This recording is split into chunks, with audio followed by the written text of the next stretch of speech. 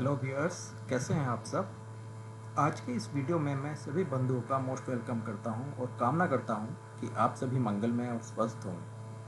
आज की इस वीडियो में मैं आपसे कुछ जानकारी साझा करना चाहता हूं कि म्यूचुअल फंड्स में एनएवी और यूनिट एलोकेशन की क्या इंपॉर्टेंस है।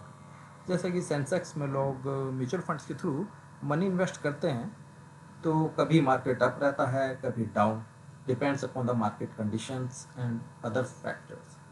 But many people are getting confused and sometimes panic when market crashed and they redeemed all the money at the time. But the role of mutual funds, unit allocation is something different from a long time horizon. तो मैं उस scenario को छोटे से example के साथ आपके साथ शेयर करना चाहता हूँ, तो बने रहिए और मोटिवेटेड रहिए through continuous investment strategy even after market sometimes up and in case some case it is down. इन सभी कंडीशन में आपका पोर्टफोलियो हमेशा एक अच्छा रिटर्न देगा, जो कि इस मार्केट की खूबसूरती है, और आप एक चिंता मुक्त कॉर्पस बना सकते हैं अपने भविष्य के लिए. तो आइए शुरू करते हैं. एक एग्जांपल लेते हैं. Suppose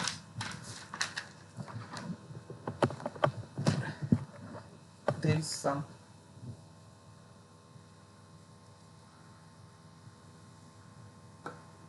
company name.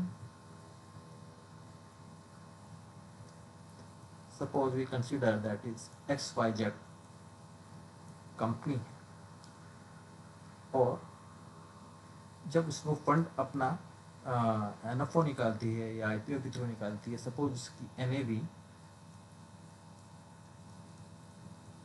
10 रुपीज़ है. NAV means net asset value, जो एक कंपनी अपना एक मिनिमम रेट पर अपना लोगों को जोड़ने के लिए, म्यूचुअल एलोकेशन के लिए एनएवी प्रोवाइड कराती है. सो अगर आप monthly wise 1000 rupees, suppose 1000 rupees per month आप एक सिप इन्वेस्टमेंट करते हैं एसआईपी के through, that is systematic investment plan. So first case, suppose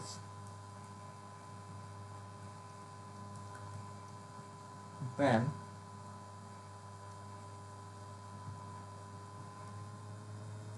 market always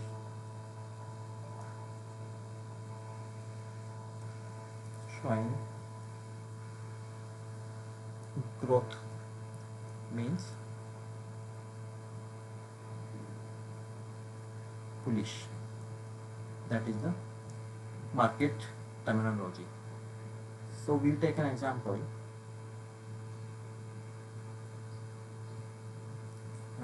First of in January, you should start investment of rupees 1000 per month and 1000, and NAV is 10.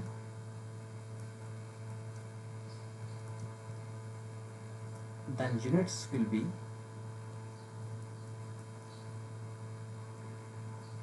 amount over NAV, means 1000 divided by 10, you will get 100 units. Market is growing, okay, no issue. Then Fab, your same amount, and NAV is growing 10.10, then unit will be 1000 over 10.10, around you will get 99 units. Same case for March, you invest 1000 rupees, NAV is growing, then you will get units 1000, 10.20, you will get around 98.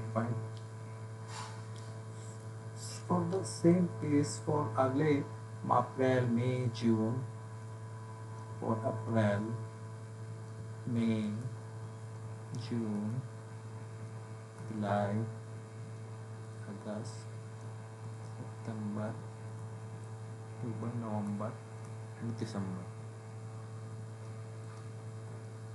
You have 1000. Every month you are investing 1000 rupees.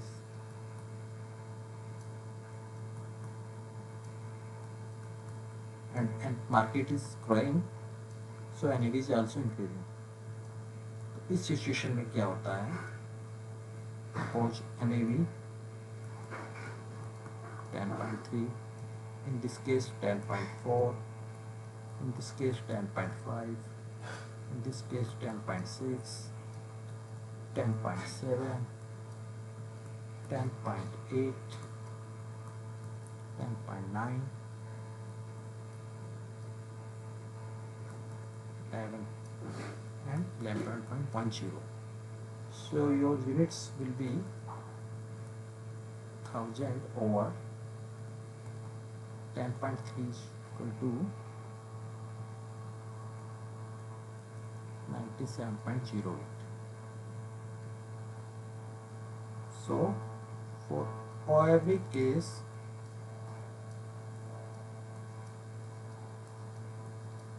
and NAV is growing, so 1000 on 10.4, 10.5,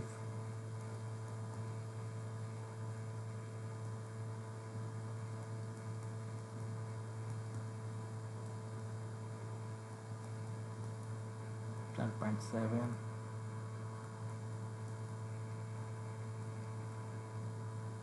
अब देख रहे होंगे NAV हमेशा बढ़ रही है,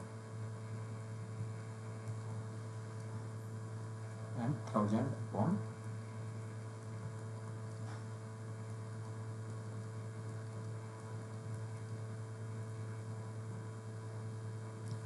तो इस तरह आपको हर महीने एक यूनिट प्रोवाइड होती चली जाएंगी. 95.23, 94.34, 93.46, 92.59, 19.74, 90.90, 90.09. अब आप फॉर 1 ईयर आपने जो टोटल इन्वेस्टमेंट किया है वो around 12,000. Suppose in Feb, coming Feb, so January 26, your NAV is suppose 11.20, and there are total units for 1 year. It is around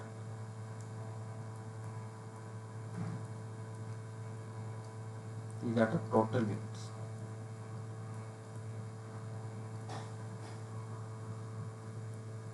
So final value, or your final value in January 26 will be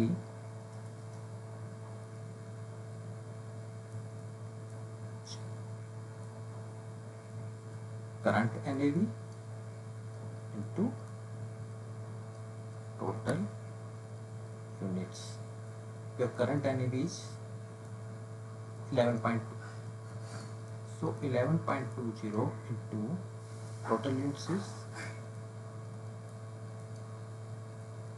so your final value in January 2026 will be 12,752.43. Means your 12,000 in 1 year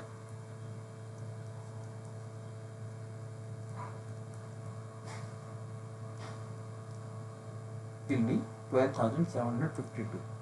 ये तब है जब आपका market हमेशा grow कर रहा है. NAV 10 से स्टार्ट हुई और हमेशा हर मंथ आपकी NAV इंक्रीज हो रही है. तो लोग खुश होते हैं कि हाँ अच्छा है, मार्केट बढ़ रहा है, हमें एक अपनी हमारी एनएवी ग्रो हो रही है। और जनवरी में वो 10 से पहुँच कर 11.2 पर अचीव कर रही है। तो जो फाइनल वैल्यू हमारी 12,752 के अराउंड हमारी फाइनल वैल्यू हो जाए। बट अब एक दूसरा केस देखते हैं जिसमें क्या होता है, कभी मार्केट अप हो रहा है, कभी मार्केट डाउन हो रहा है। तो इस कंडीशन में हमें लोग थोड़ा पैनिक हो जाते हैं, वो सोचते हैं कि हमारा जो मार्केट है कभी डाउन हो रहा है, कभी अप हो रहा है। तो ये टोटली मार्केट वॉलेटिलिटी ऐसी चीज़ है जो कभी आपको हमेशा एक सीरियलाइज्ड वे में नहीं मिलता है। सपोज एक बार मार्केट ग्रो हुआ तो हमेशा वो ग्रो ही रहेगा, ये हमेशा अप एंड डाउन कंडीशन में चलता है। और लोगों को पैसा अपने मंथली वाइज सिप के थ्रू इन्वेस्ट करते रहना चाहिए। तो वो हम एक एग्जाम्पल के साथ समझेंगे, जिसमें हम किसी मंथ्स में मार्केट डाउन होगा तो एनएवी भी डाउन होगी, कभी मार्केट अप होगा तो एनएवी भी अप होगी। तो उस कंडीशन में हमारे पैसे की क्या वैल्यू बनती है। तो इन शॉर्ट ये सच है कि जब भी कभी मार्केट गिरता है तो उसका आपकी यूनिट्स पर डायरेक्ट इफेक्ट पड़ता है। तो उसका एग्जाम्पल हम एक दूसरे एग्जाम्पल से समझते हैं। सपोज XYZ कंपनी है, सेम हम लेते हैं same example Feb, March, April, May, June, July, August, September, October, November and December. Okay,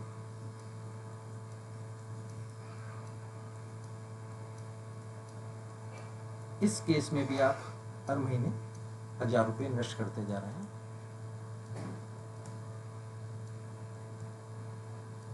एक आपकी मंथली सिप हर महीने 1,000 रुपये से आपके अकाउंट से डिडक्ट होती है। पर हम इस एग्जाम्पल को हम इसलिए समझ रहे हैं कि मार्केट गिरना और बढ़ना दोनों जरूरी है। उस केस में हम यूनिट ज़्यादा कलेक्ट कर लेते हैं और जो हमारी करंट एनएवी होती है उसके साथ हमारी यूनिट्स मल्टीप्लाई होकर हमारी फाइनल वैल्यू बनती है। तो इसको हम देखते हैं, ये हमारी एनएवी है, ये हमारी सिप है। सपोज जनवरी में आपकी एनएवी 10 रुपीज़ से ही स्टार्ट होती है। ये हम एक एग्जाम्पल समझते हैं।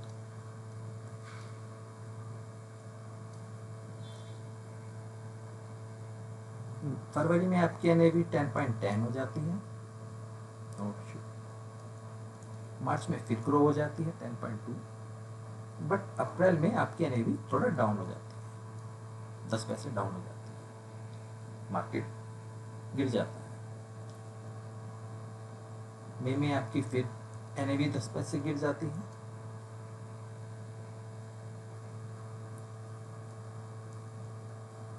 जून में सपोज 10 पैसे बढ़ जाती है अगेन। जुलाई में भी बढ़ जाती है, अगस्त में भी बढ़ जाती है और सितंबर में एकदम से थोड़ा डाउन हो जाती है, मार्केट काफ़ी क्रैश हो जाता है, आपकी एनएवी अगेन 10 रुपये पे आ जाती है। वो फिर बढ़ना चालू होती है,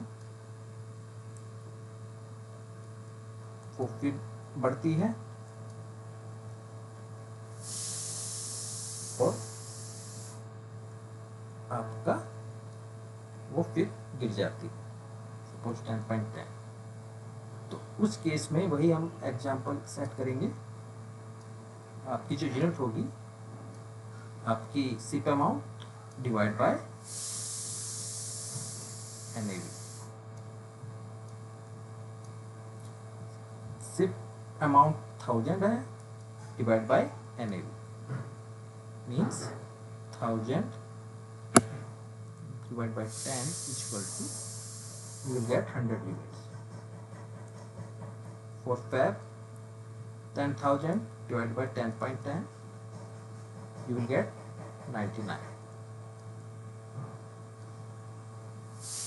For March, 10,000 for 1,000 divided by 10.2, that is your NAV, that is 98.03.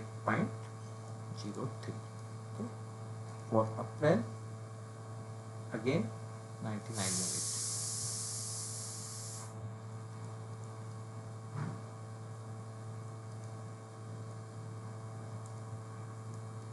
For May, 100 units. For June, 99 units. For July, 98.03. For August, 97.08. For September, 100 units. For October,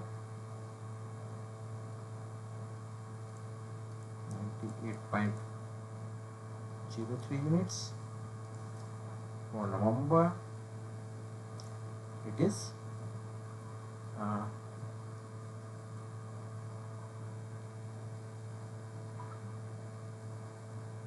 for November it will be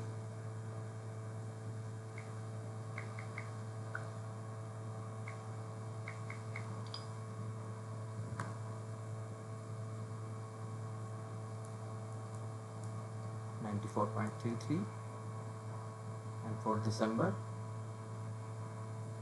it is around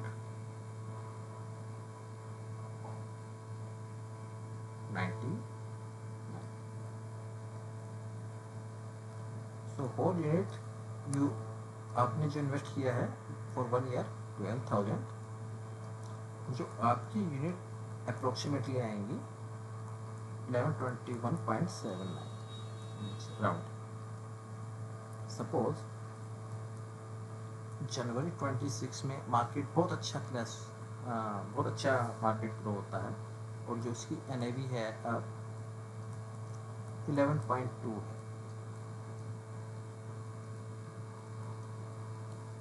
और आपकी जो units collect हुई हैं, unit allocation 1181 units are there. So when you multiply these two, your final value will be 11.20 into 0.79, and you will get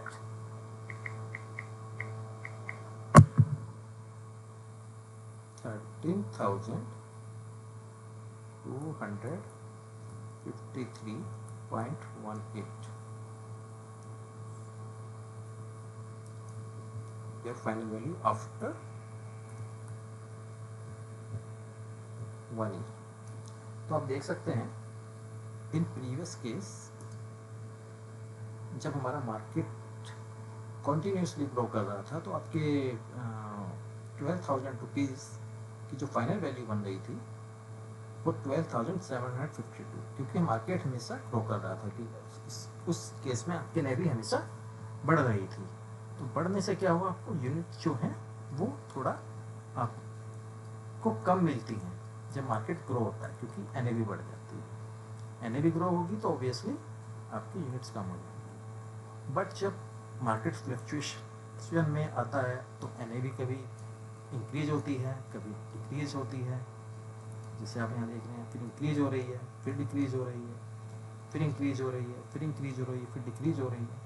और फिर जब एक जनवरी में दोनों केस में आपकी NAV 11.2 हम कंसिडर करते हैं, सपोज मार्केट उस टाइम बहुत अच्छा ग्रोथ होता है जनवरी में, तो 11.2 जो करंट NAV होगी उसको आप टोटल यूनिट से मल्टीप्लाई करेंगे.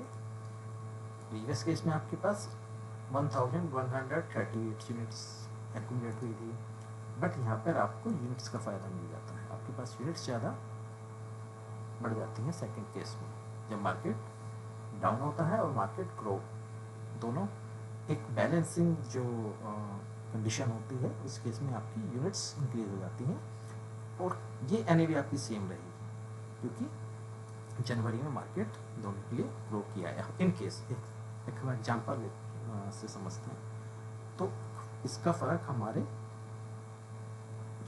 पोर्टफोलियो जो मनी होती है, जो फाइनली कॉर्पस बनता है, तो मोटा मोटा हम कह सकते हैं in previous case 12,752, but in second case we will get so approximately 500 rupees का डिफरेंस हमारे केवल market up and market up, जब हमारा मार्केट गिरता है और या अप होता है, उस कंडीशन में हमें हमेशा यूनिट्स का बेनिफिट मिल जाता है।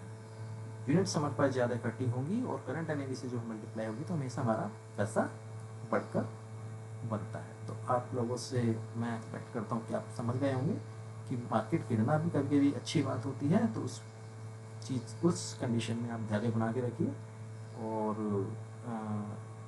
इस चीज़ से मत घबराइए कि मार्केट डाउन हो रहा है। आप कॉन्टिन्यूस इसमें हर मंथली वाइज आप इन्वेस्ट करते रहेंगे, तो आपको एक अच्छा कॉर्पस एक लॉन्ग टर्म में, एक लॉन्ग हॉरिजन में आपको ज़रूर मिलेगा। तो आज का मैं वीडियो यहीं पर समाप्त करता हूँ। कुछ और जानकारी स्टॉक्स से रिलेटेड मैं आपसे आगे साझा करता रहूँगा। Thank you very much for watching this video. Thank you all.